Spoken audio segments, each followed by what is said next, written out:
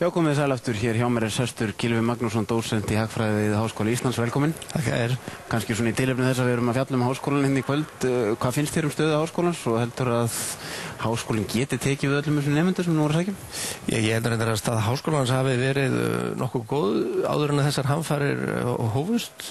Aldrei fleiri nemendur, aldrei meiri metnaður í rannsóknum og margt sem gekk ágætlega.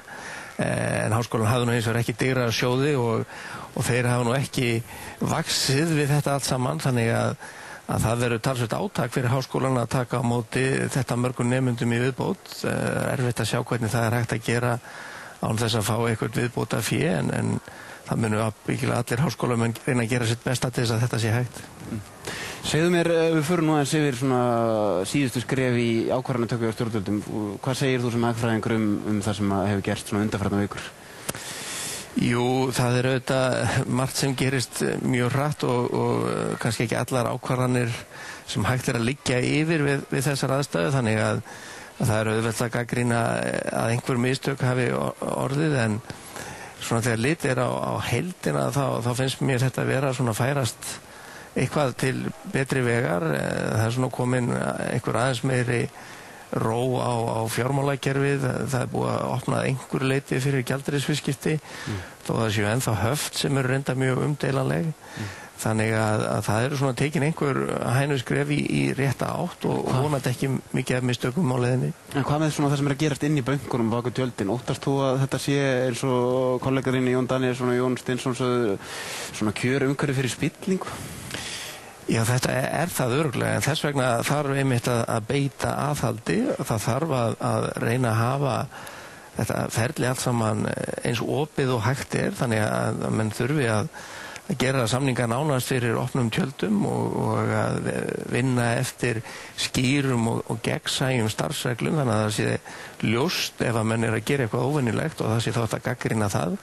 Í raun og veru er það eina von og haldreipi almennings núna, það er gagnsæi, þannig að það verður bara alltaf komið upp á borðið til þess að þetta verði ekki gróðrastía spillingar.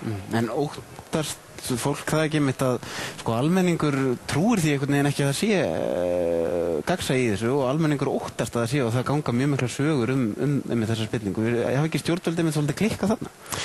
Ég held að það megi alveg færa rök fyrir því. Það er auðvitað ekkert skrítið þessi tortryggni þegar það er svona meira að minna sama fólkið sem stýrir bönkunum eins og fyrir hrunið. Það er fyrir nokkrir farnir á toppnum, en í stað þeirra eru komnir nánast undirmenn gömlu bankastjórana og það er ekkert skrítið að almenningur sér tortryggin á það. Og síðan má svo sem líka segja að stjórnvöld, kannski sérstaklega ríkisstjórnin, að hún hafi haldið spilunum of þétt að sér. Hún hefur ekki verið mjög opinská hvað er verið að gera. Stundum þurfum við að fá fréttir frá erlendum fjölmiðlum og það eykur auðvitað á tortryggni. Ég held að það sé eins með þetta og með þessa uppstokkun fyrirtækja sem gerist inn í bönkunum að það er bara betra að hafa meira að vinna allt upp á borðinu. Það er ekkert fengið með því að reyna að sópa hlutum undir teppið eða að fela slæma fréttir. Það verða þá bara enn verri fréttir þegar allt kemst upp á endanum. En hvað segir útspilin núna í ríkisfjármálunum? Finnst þér nógu langt gengið, þarf ekki að ganga lengra? Ég er nú reyndar ekki á því að það sé skynsamlegt að skera mjög mikið niður í ríkisfjármálum þegar á árinu 2009 í og með vegna þess að það er alveg ljóst að einkageirinn verður í sárum 2009.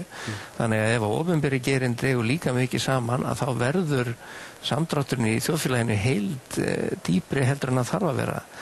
En það er annað mál að ríkissjóður hefur ekki mikið svigrúm, hann jafnvel hefur ekki gott aðgengi að lánsfjármagni, þannig að við þær aðstæðu þá er svo sem kannski ekki hægt annað en að skera eitthvað niður, en ég myndi vilja hafa þennan niðurskurð eins lítinn og hægt er og helst ætti raun og veru ríkissjóðurinn að reyna að örva hagkerfið eins og verið að gera í öllum nágrannalöndum okkar, en vegna þess hversu tjónið hefur orðið mikið sem að fellur á ríkissjóð, það var bara því miður ekki mikið svigrúm til þess.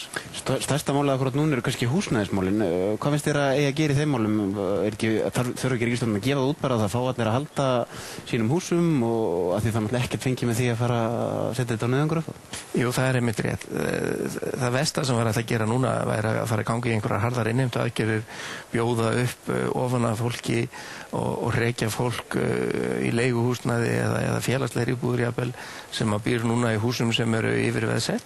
Það verður bara einfaldlega að taka á þessu annars vegar hjá lánastofnunum sjálfum, þær verða í einhverjum tilfellum að veita greiðslufresti, hugsanlega að leysa til sín einhvert húsnæði en leigja það áfram til íbúana og hugsanlega hægt að setja meira fé inn í vaxtabótakerfið sem kemur sér mjög vel fyrir þá sem eru með mikla skuldir en litla tekjur og litla eignir. Það einmitt akkurat þannig kerfi sem á að nota til þess að hjálpa þeim sem eiga erfiðleikum með fasteignalánin og ég held að þetta sé allt saman gerlegt því að þau eru allir á botnum hvort á til nægt húsnæði fyrir alla þjóðina. Það þarf bara einhvern veginn að sjá til þess að við nýtum það skynsamlega. Þakka fyrir komin að gefa því, þú ert þess að taka við mörgum nýjum nemendum eftir áramót. Það verður nú að gera.